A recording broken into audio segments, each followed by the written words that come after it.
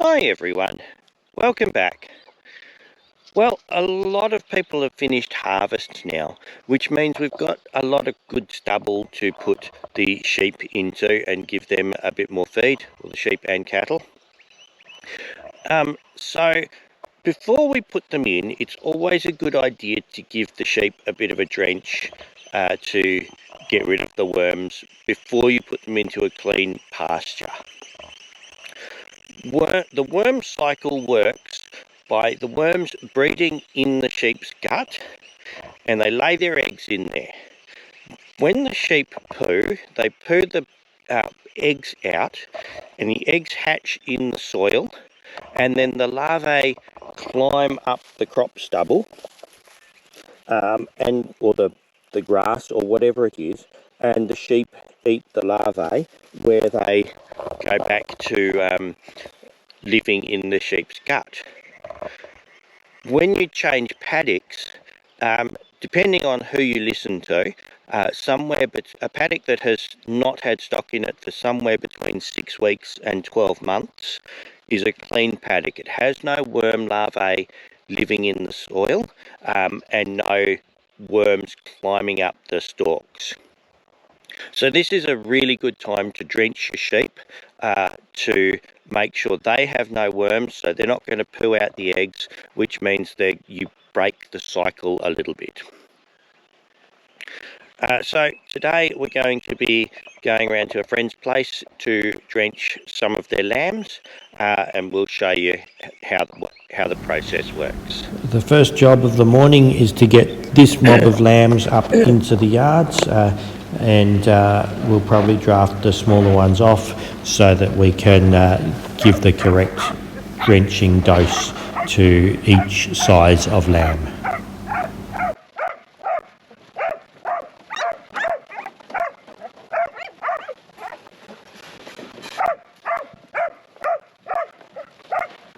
Okay, Rosie, enough.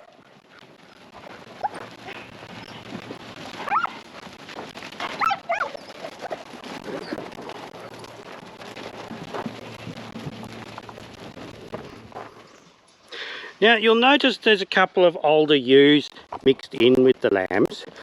This isn't just a drafting error. Putting some old animals in with your younger animals just helps everything stay calm. Stops, particularly with cattle. Young cows will just run straight through every fence you've got and into your neighbour's place. But the older animals, just keep them calmer, slow them down a little bit. They're also good for leading them through the yards and to water points and things like that out in the paddock. So if you've got enough resources, it's always good just to leave a couple of your older animals in with your lambs as well. Most of the lambs look pretty good. These lambs have been on pellets to try and get their weight up a little bit quicker. And there's a few that are sort of getting up to the 50 kilo mark. They're looking at selling these at 50 kilos live weight this year. These are going to be going back on pellets again later today with a bit more hay and stuff as well. So when we're drenching the lambs, we're giving them 3 different products just to give them a bit of a boost. We're using Tridestin 3-way oral drench. This is for the worms and treats quite a large variety of worms. We're using Anatone, which has got some trace elements and minerals and stuff like that, which gives them a bit of a boost and helps their gut health. We're also giving them a liquid vitamin E concentrate. Now, vitamin E is very important for all grass-eating animals. Normally they get the vitamin E from the grass or any green feed, but it's quite important for them to have it all year round. When it's dry, like it is at the moment in the middle of summer, there is no green feed for them, so they don't get any vitamin E in their diet. Now, this is where having a small patch of lucerne or saltbush or something that stays green all year round. There's a whole bundle of different things you can use, different plants that you can use. Really helps. They don't need much of it. It's only about a tablespoon of green matter a day, I think, for them to get the required amount of vitamin E.